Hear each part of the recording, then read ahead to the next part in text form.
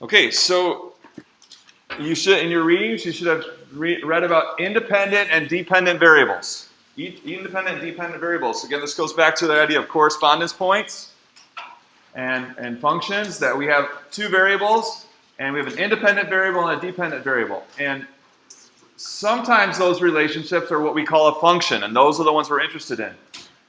Calculus lives in the world of functions. And so we have to have the symbolism, the notation down. We have to know what things mean, because we're going to be seeing, so calculus lives in the land of functions.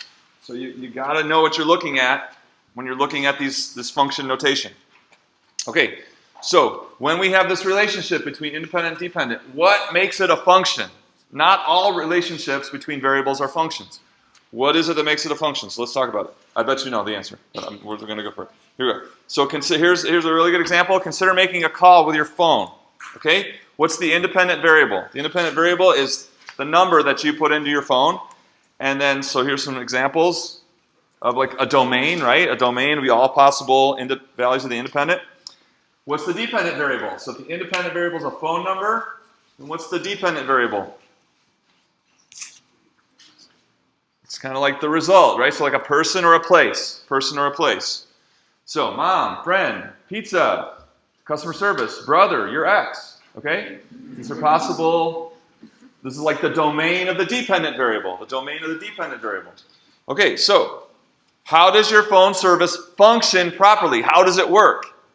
Every time you dial this number, you want to get Visa customer service. Every single time you dial that number, you want to get Visa customer service. And every time you dial this number, you want to get your friend. Okay? That's how it works, right? Every time you call a certain number, you want to be able to rely on the result you're going to get, the person or place you're going to get. Okay? So this is why we say for each value of the independent variable, the value of the dependent variable is uniquely determined. If you dial a number, if you have a working phone, a functional phone, you want to know you're going to get exactly the expected result, the person or place you're trying to call. Okay, but what if sometimes when you dial this number, sometimes you get your mom and sometimes you get the pizza place? Or you dial this number, sometimes you get your brother, sometimes you get your ex. What are you going to do with this phone? Throw it in the garbage. Get a new phone service, get a new phone, right? The phone is not functioning properly.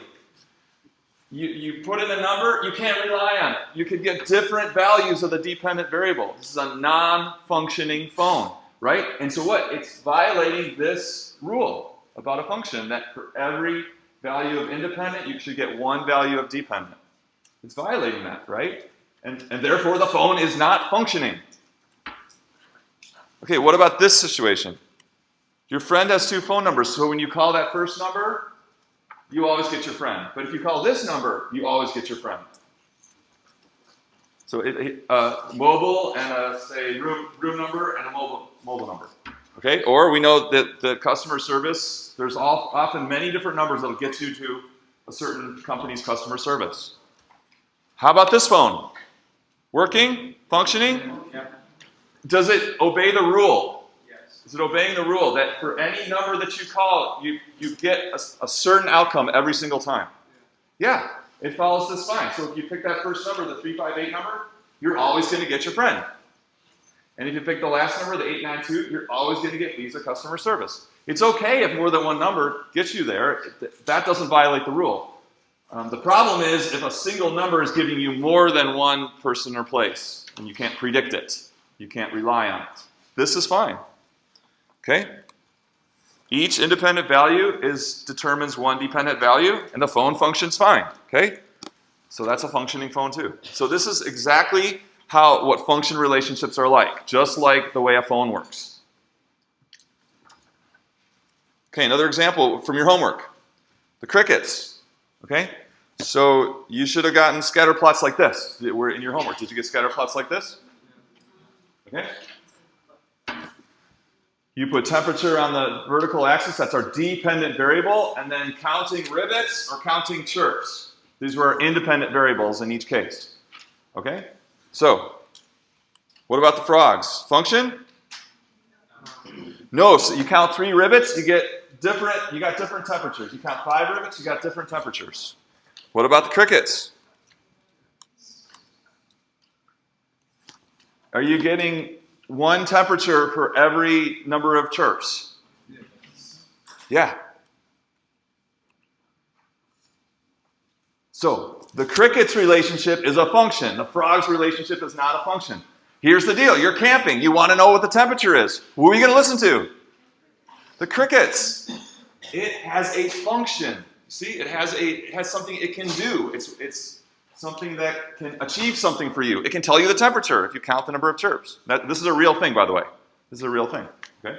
The crickets, this is realistic. Okay? So again, 1 unique value of the dependent variable for each value of the independent variable means that the relationship does something. It has a function. And so that's the thing we care about. We don't care. We don't care about listening to frogs. So it's not a function. We care about listening to crickets because it can tell us the temperature, right? So it's performing a function. All right, so let's talk about the notation. Let's talk about, does it make sense? Why? So there's a really good reason we want these specific types of relationships with this rule about for every 1 value of independent, there's a value dependent, because those are the things that are useful in life. They're predictable, they're reliable. Okay, so suppose we have this relationship. A distance a motorcycle travels from the intersection in miles is a function of the time elapsed since leaving that intersection in minutes. Okay, and we want to name this relationship G. So this is notation that's critically important, that you can look at this and just know what you're looking at here. Okay? What are you looking at here? When you say G, and we say G of 8.3. Anyone want to volunteer? What are we looking at? Miles traveled. Which miles traveled? Motorcycle miles traveled. Way in the back in the red shirt. Minutes? Yeah, minutes. So he said the miles traveled in 8.3 minutes. That's what it is, okay? So this whole thing is what we call a variable, right? We said a variable could be a letter or an expression, a notation. So this whole thing is a variable, and it's the value of the, distance? If it were G of t, it would be a variable. But now this is a specific value of a variable.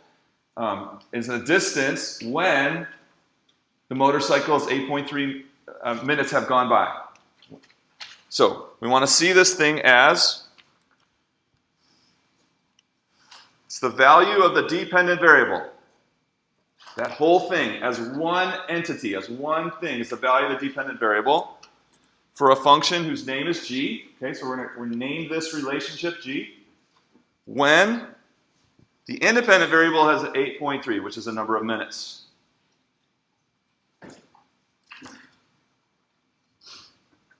So why can't we just use Y? Why can't we just use the letter Y? Yeah. This gives us more to look at than just one letter to look at. More to know. Yes, yeah. This is so much more informative, right? So this notation is so much more informative, and it does work for you. So Y, it's like, okay, well, we know Y is a distance the motorcycle has traveled, but we don't know anything else. Here we know it's the distance the motorcycle has traveled. We know that it's at the specific time 8.3 minutes, and we know that the name of the relationship between distance and time is G. This tells us so much more than just Y. Okay?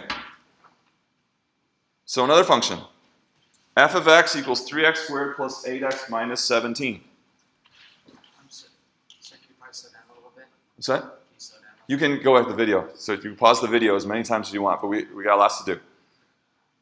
So yeah, much more important that you're like 100% in tune with me than you want to take notes the best you can, but don't let the notes mean that you're drifting off from what I'm saying, okay? And so you can always go back to that video and pause it and take a real good set of notes again. Okay, so f of 2.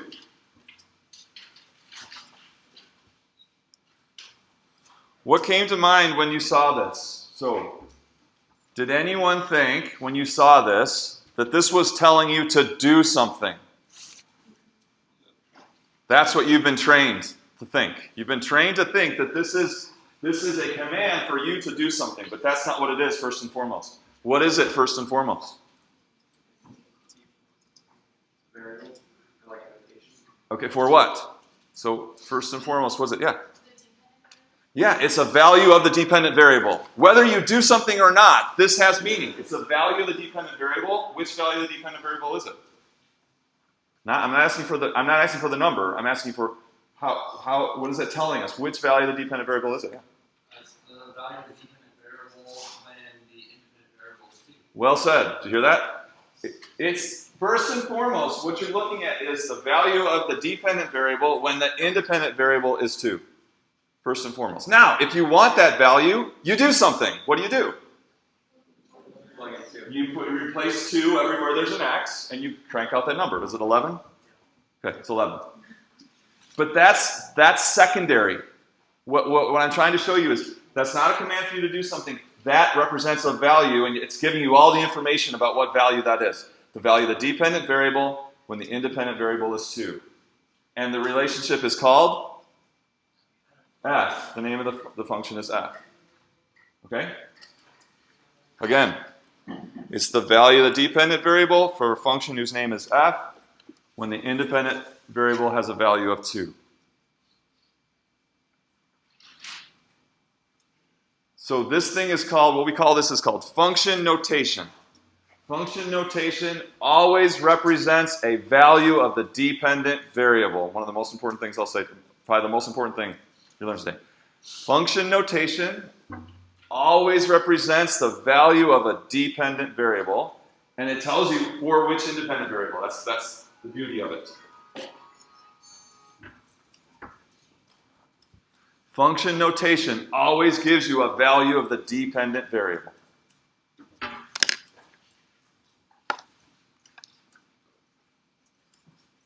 Okay, anybody have a question? Super important stuff. When things get complicated and we've got big equations and we've got quantities flying around and variables flying around, and we're going to be using function notation. You got to be confident when you see it. Okay, so here's an example. Given 2 quantities represented by y and p, suppose that p is a function of y according to this. So I have 2 quantities. I represent them with variables, y and p. And p is a function of y according to this.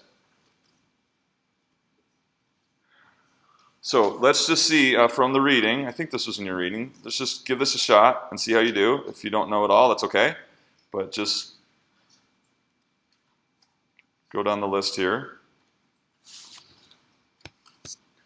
So why don't you just take a minute and in your reading, did it talk about the function definition and the parts of a function definition? Did you read about that? Yeah. You said yes. Not sure, maybe? All right, I see some other nods. Okay, do your best. If you don't get these all right, that's okay. We're going to go over them. But talk with the person next to you. Where in the above statement do you see these 7 things? 7 things. Go.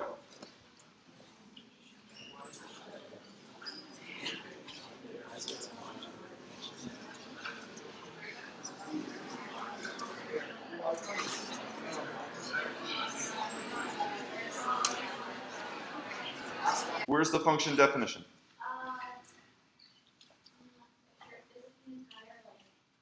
Yeah, good. It's the whole thing. That whole thing is the function definition.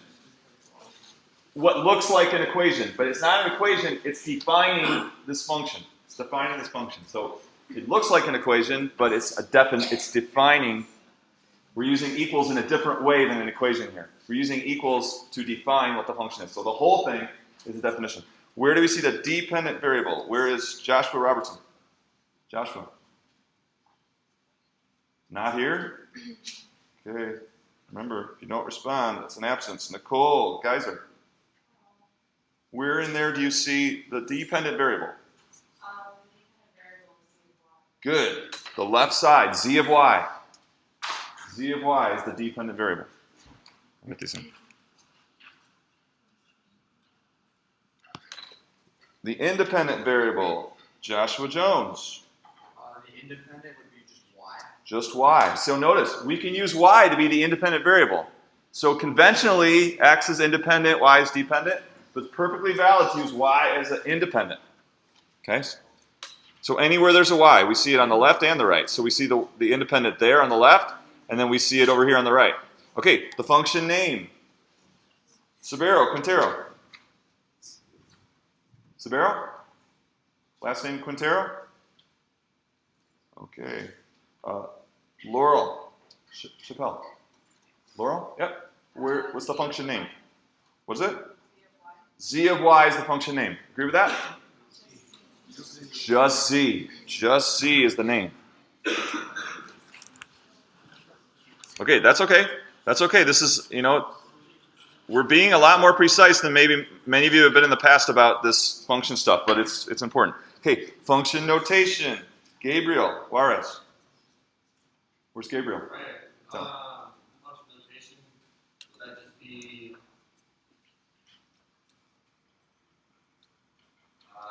the right side of the equal sign? Right side. This is function notation.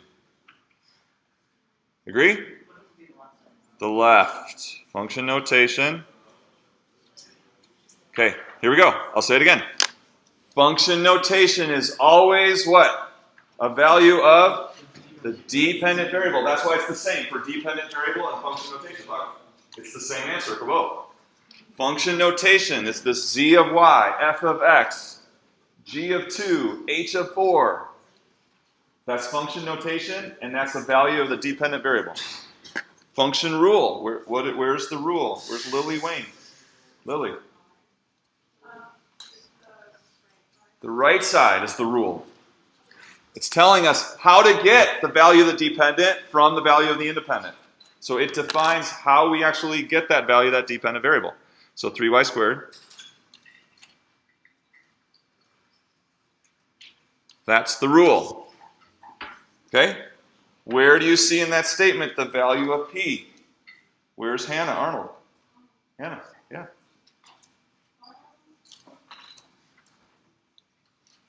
So we said initially our two variables are p and y. P is a function of y. So where in that statement do we see the value of p?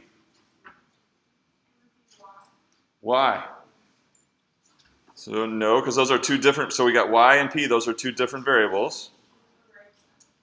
So p would be z of y again. Right? Because p is the value of the dependent variable. P is the value of the dependent variable. So it's our function notation. So all three of those are z of y. The dependent variable is z of y. Function notation, that's what we call it, z of y. And the value of p is the value of the dependent variable, p of y. Question? Can you write 3p squared plus 8p minus 7p? No, it's not 3p squared. Then you're making p the value of the independent variable. P is the value of the dependent. So p is not a specific value of y. P is a different variable. It's the dependent variable of this relationship. So it would not be 3p squared plus 8p minus 17. Another question? Or that's just stretch? Okay.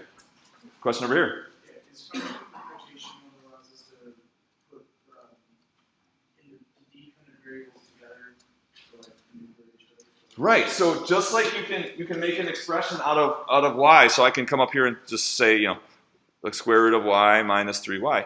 I could make expressions out of function notation. So I could say z of 2 plus z of 8 squared all over 4z of negative 1.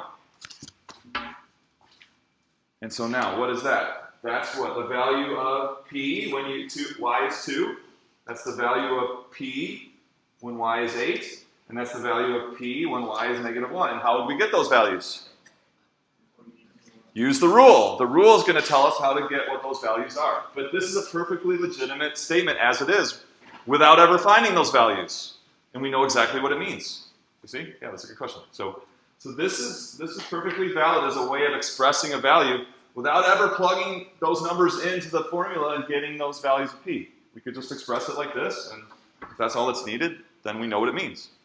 Does it make sense? Okay. Is z equals 3 a valid statement? Is z equals 3 a valid statement? What do you think? Where's Michaela Smith?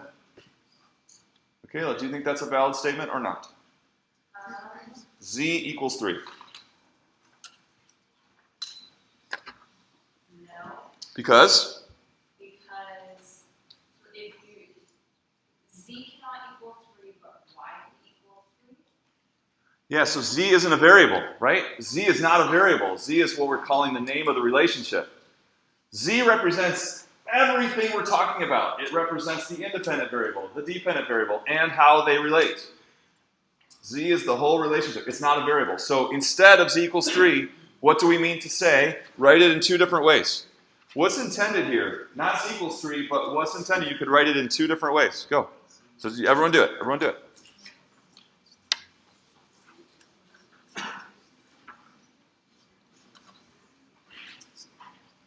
I'll give you a hint. What's intended here is not y equals 3, right? You probably wouldn't make that mistake. You wouldn't, if you meant y equals 3, you probably wouldn't say z equals 3. So it's not y equals 3. What do we mean to say by z equals 3? Where's, yeah, talk for a second if you want. Talk for a second.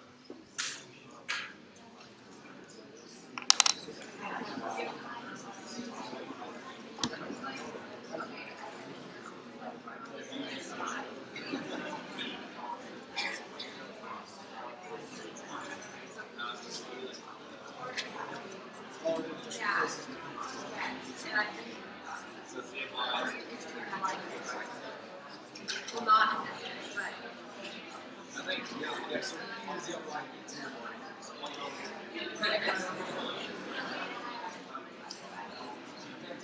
All right, where's Alina or Elena? Last name starts with K. So what did you say for that? Okay, so instead she said one possibility was z of y equals 3. How'd she do? Okay, what's another way we could end all this? Yeah. P equals 3. P equals 3, because that's the value of the dependent variable. So if you said z of y equals 3 or p equals 3, that's probably what a person meant if they wrote z equals 3, right? The value of the dependent variable being 3. Okay? Maybe they went y equals 3 and they were really confused, but most of the time people will mistake the rule for the value of the dependent, or I'm sorry, the name for the value of the dependent variable. But z in this context here, z is not a variable. It's the name of the function. Yeah? Would it also be correct if we have y is equal to plugs in equals 3? It's all about the Say it again now. if you had y equals, I don't know,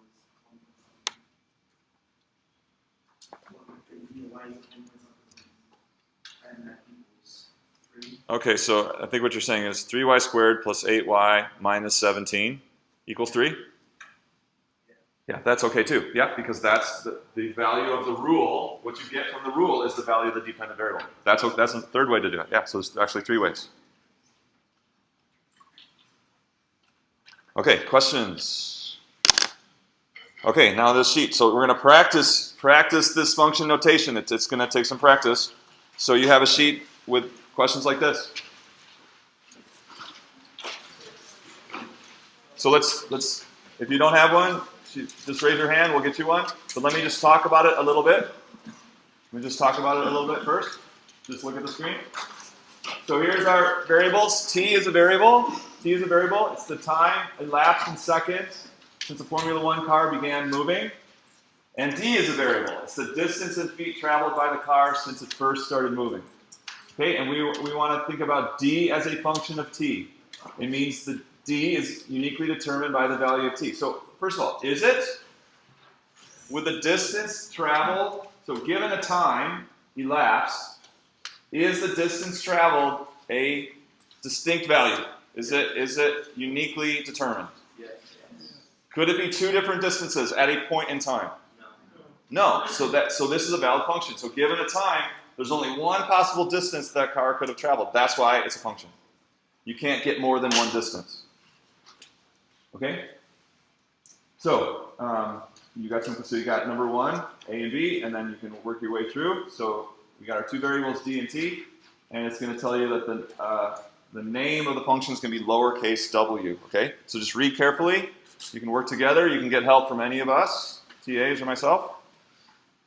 It'll take about 10 minutes to work through as much as you can, okay? Great practice here, great practice.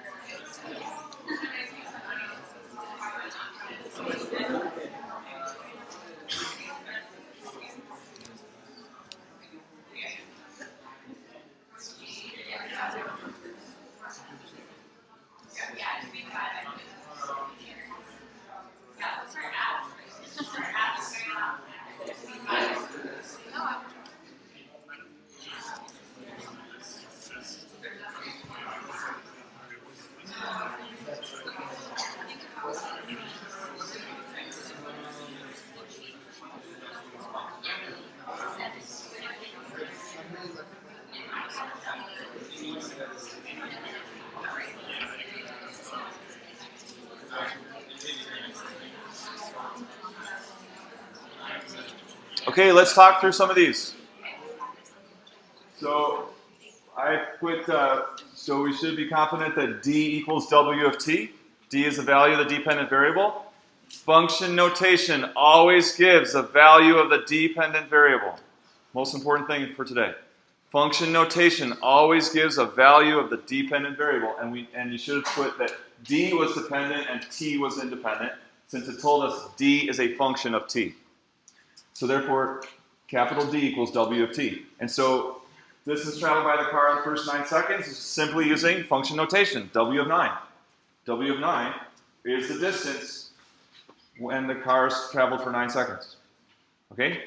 So, distance traveled by the car from t equals 2 to t equals 5 is going to be a change in distance. So we want the final distance minus the initial distance. The final distance would be W of 5, initial distance W of 2. Are we good so far?